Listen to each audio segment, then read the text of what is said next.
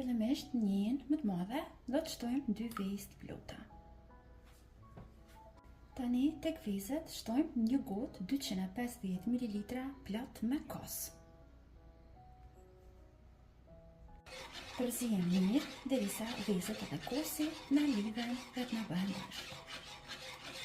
Në recetën e këtyre pogaçeve do të shtojmë edhe 100 gram gjallë ose margarinë të zbutur në ambient dhume. Shtojmë edhe 5 lugë gjille me vaj ulliri. Mund të përdorni edhe vaj të thjeshtë. Vazhdojmë që të shtojmë 1 lugë gjille uthull 9%. 1 lugë të mesme me sheqer. 1 lugë të mesme me kryp. Tani në brumin e këtyre pogaçeve të vogla do të shtojmë 1 gotë 250 ml plot me mjell misri.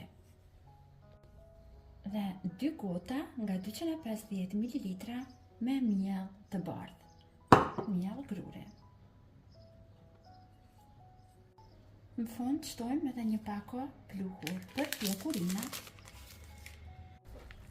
Do ta kontrolloni brumin se është mjaftueshëm i trash. Nëse ka nevojë do të shtoni edhe 1 deri në 2 lugë gjille me mjell të bardhë. Mos shtoni më tepër mjell misri sepse do të bëhen shumë të brithta. Brumi është gati. E kam ngjeshur dhe e kam punuar mirë derisa kam fituar një brum mesatarisht të butë. Mua në total më deshën 2 gota e gjysmë me mjell të bardhë derisa e mblodha brumin në këtë mënyrë. Tani nga brumi që kemi përgatitur, marrim një top, dikon mesatarisht të madhe, e lëmojmë njëherë pak në duar, e shtypim në mes dhe në mes të secilës shtojmë nga pak djathë. E mbulojmë mirë, e mbështjellim mirë, i lëmojmë edhe njëherë, derisa të sigurohemi që i kemi lëmuar mirë dhe vazhdojmë që gjitha t'i rendisim në tepsi për pjekje. Pasi kemi renditur gjitha në tepsi, tani vazhdojmë që t'i dekorojmë duke i prirë kështu me gërshër kuzhine në 4 skaje në këtë mënyrë, që do të dallohet pasi që t'na pjekjen. Një të kuqe të vezës, por mbrenda te kuqe e vezës kam shtuar pak pekmez. Pekmezin e kam shtuar thjesht sa për t'i dhënë ngjyrë më të bukur pasi që t'na pjekjen. Jo lirisht mund t'i bëni vetëm me të kuqen e vezës. Vazhdojmë sipër t'i lyejmë gjitha një nga një.